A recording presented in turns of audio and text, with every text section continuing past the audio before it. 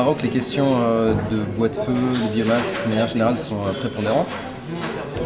Et nos populations cibles, les populations rurales, défavorisées, ou les installations urbaines qui consomment du bois de feu, sont les grands consommateurs du bois aujourd'hui au Maroc. Face à un contexte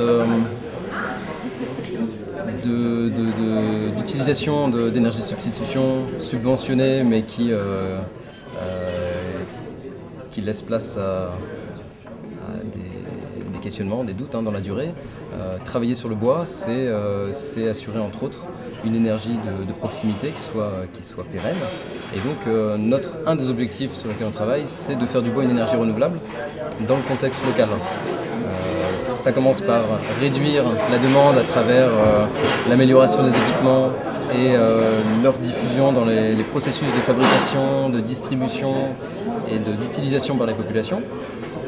Et parallèlement, de mettre en place des modèles d'utilisation, d'exploitation de cette biomasse qui soient à la fois légales, pérennes et qui assurent cet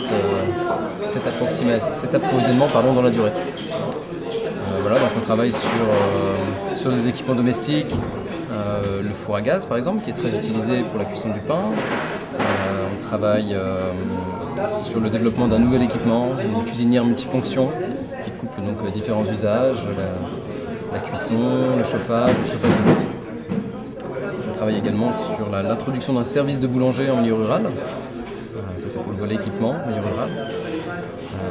En milieu urbain, on travaille sur les hammams qui consomment jusqu'à 1,5 tonne de bois par jour à Chaouenne, à la petite ville dans laquelle on est. Et donc qui représente un poste à la fois de consommation et d'émission de gaz à effet de serre très important au Maroc. Donc travailler sur l'amélioration de ces équipements, c'est réduire les consommations de bois ou de gaz en fonction de l'équipement dont on parle. C'est derrière réduire les émissions de gaz à effet de serre. C'est pour ça, essentiellement ces aspects-là qu'on présente dans le cadre de CO2 solidaire.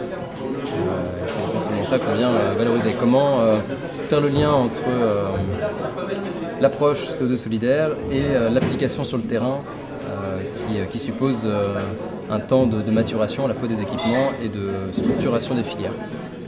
Voilà, parallèlement, donc cet approvisionnement de qualité passe par le séchage du bois pour réduire par le simple séchage les consommations énergétiques, mais également par donc un approvisionnement en milieu rural qui soit moins pénible pour les femmes, qui soit développé sur le domaine agricole et qui là permet de répondre à plusieurs enjeux.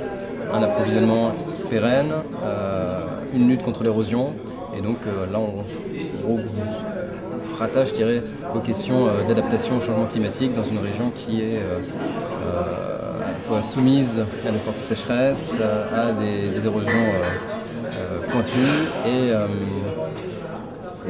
donc voilà, l'idée étant de faire le lien entre ces deux aspects, consommation et approvisionnement.